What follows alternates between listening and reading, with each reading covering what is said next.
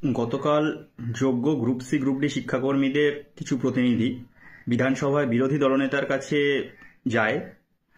কারণ একদিন আগেই বিধানসভার বিরোধী দলনেতা ঘোষণা করেছিলেন যে যেহেতু টেন্টেড শিক্ষকদের লিস্ট পাবলিশ হয়েছে, অর্থাৎ অযোগ্য শিক্ষকদের লিস্ট পাবলিশ হয়েছে, তাই সেগুলো বাদ দিয়ে বাকি যারা যোগ্য শিক্ষক আছেন তাদের যাতে পুনর্বহাল করা যায়, সেই বিষয়ে যাতে বিল পাশ করানো যায় বা বিল আনা যায়, সেই বিষয়ে উনি বিষয়টি বিধানসভায় তুলবেন।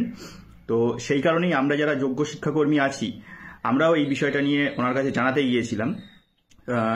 যেহেতু আমাদের যোগ্য শিক্ষাকর্মীদের লিস্ট এখনো পাবলিশ করা, অযোগ্য শিক্ষাকর্মীদের লিস্ট এখনো পাবলিশ করা হয়নি। কোর্টের অর্ডারের পরেও কোর্ট অর্ডার দিয়েছিল 7 দিনের মধ্যে পাবলিশ করতে, কিন্তু এখনো পর্যন্ত এসএসসি অযোগ্য শিক্ষাকর্মীদের লিস্ট পাবলিশ করেনি। যদিও এর আগে হাইকোর্টের অর্ডার অনুযায়ী সেটা পাবলিশ হয়েছিল, কিন্তু রিসেন্টলি সুপ্রিম কোর্ট যে অর্ডার দেয় সেই অর্ডার অনুযায়ী এখনো সেই লিস্ট পাবলিশ করেনি। তো আমরা এই দাবি নিয়ে গিয়েছিলাম যে যাতে যোগ্য শিক্ষাকর্মীদের বিষয়টাও বিধানসভায় তুলে ধরা হয়, সেই বিষয় নিয়েই। তো আজকে আমরা দেখতে পেলাম যে একজন রাজনৈতিক ব্যক্তিত্ব, শাসক দলের একজন মুখপত্র, তিনি একটি অভিযোগ করছেন। যদিও কোনো রাজনৈতিক দলের বিরুদ্ধে বা রাজনৈতিক দলের কোনো ব্যক্তিবর্গ কি বলছেন সেটা নিয়ে কিছু বলা আমাদের কাজ নয়, কারণ আমরা সম্পূর্ণ অরাজনৈতিক আমরা ব্যক্তিবর্গ। আমরা যারা চাকরি হারিয়েছি, আমরা যারা যোগ্য শিক্ষাকর্মী আছি, আমরা কোনোদিনই কোনো রাজনীতির সঙ্গে সংযুক্ত ছিলাম না, কোনো রাজনৈতিক দলের সঙ্গে সংযুক্ত ছিলাম না। আমাদের মূল দাবি ছিল সরকারের কাছে, এবং সরকার যেহেতু একটা প্রতিষ্ঠান, সেই সরকারের কাছেই আমাদের মূল দাবিগুলো আমরা জানিয়েছিলাম, কোনো দল বা কোনো ব্যক্তির কাছে নয়। কিন্তু আজকে অবাক হয়ে দেখলাম যে শাসক দলের যিনি মুখপত্র, তিনি অভিযোগ করছেন যে শিক্ষাকর্মীরা বা যোগ্য গ্রুপ সি গ্রুপ ডিরা কার কাছে যাচ্ছেন। সরকার তো তাদেরকে চেষ্টা করেছিল, তাদের একটা ভাতা ঘোষণা করেছিল, তাদের জন্য একটা তাদের সুবিধা দেওয়ার চেষ্টা করেছিল, কিন্তু যারা সেই সুবিধাটা বন্ধ করে দিল তাদের কাছেই কেন যাচ্ছে? আমার মনে হয় এক্ষেত্রে কিছু কনফিউশন পরিষ্কার করার দরকার আছে। সরকার যে ভাতাটা ঘোষণা করেছিল সেটা ঘোষণা করেছিল যোগ্য অযোগ্য সবার জন্য। আপনারা জেনে থাকবেন যে যোগ্য শিক্ষাকর্মীরা যখন মধ্যশিক্ষা পর্ষদের বাইরে অবস্থান করছিল এবং মধ্যশিক্ষা পর্ষদের ভিতরে যখন আমাদের 6 জন শিক্ষাকর্মী বন্ধুরা যখন অনশন করছিল, সেই সময় নবান্নে ডেকে যখন ভাতার ঘোষণা করা হয়, তখন আমরা সবাই মিলে, নবান্নে উপস্থিত মুখ্য সচিব সহ সবাইকে আমরা বলেছিলাম যে আপনারা যাই করুন না কেন, যদি যে কোনো পদক্ষেপ নিন না কেন, সেটা শুধুমাত্র যোগ্যদের জন্য করুন। আপনারা যেখানেই অযোগ্যদের সঙ্গে মিশিয়ে দিয়ে এই কাজটা করতে যাবেন, সেখানেই সেটি কোন প্রশ্নের মুখে পড়বে এবং কোর্টেও এটি খারিজ হয়ে যাওয়ার সম্ভাবনা। পরে ঠিক সেটাই হয়েছে, আর সেই কারণেই আমাদের এই দুরবস্থা। আমরা যোগ্য শিক্ষাকর্মী যারা, আমরা যোগ্য হওয়ার পরেও আজ 6 মাস ধরে, প্রায় 6 মাস ধরে আমরা বেতন পাচ্ছি না।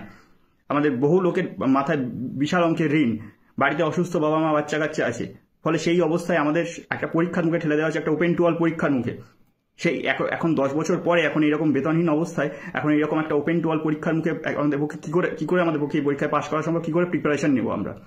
এই জিনিসটা সরকারের কর্তা ব্যক্তিদের মাথায় একবারও ঢুকছে না। আমরা বহুবার, উনি যে বলছেন আজকে, যে মুখপাত্র বললেন, এই যে অভিযোগ করলেন, আমরা তো বহুবার শাসক দলের যে সমস্ত বা সরকারের যে সমস্ত প্রতিনিধিরা আছে, সেটা শিক্ষা দপ্তরের আমলারা থেকে শুরু করে প্রত্যেকের কাছে আমরা বারবার গিয়ে আমরা তদবির করেছি যে আমাদের যোগ্য শিক্ষাকর্মীদের জন্য শুধুমাত্র আলাদা করে যোগ্য শিক্ষাকর্মীদের জন্য ব্যবস্থা করো। আমরা যে 3394 জন যোগ্য শিক্ষাকর্মী আছি, যোগ্য গ্রুপ সি গ্রুপ ডি কর্মী আছি, তাদের জন্য কোনো ব্যবস্থা করো। কোনো তো ব্যবস্থা করা হয়নি।